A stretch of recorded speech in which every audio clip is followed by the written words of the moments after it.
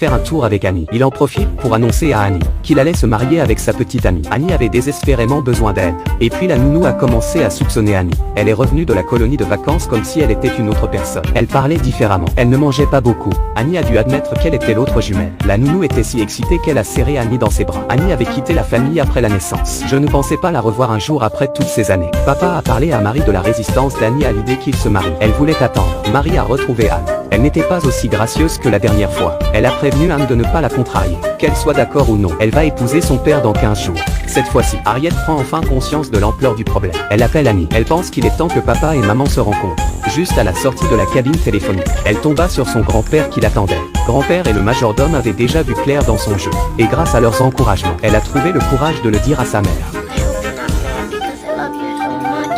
La maman a décidé d'échanger les deux enfants en premier. Elle rêve de revoir bientôt son ex-mari. Elle qui était toujours calme, elle est soudain prise de panique.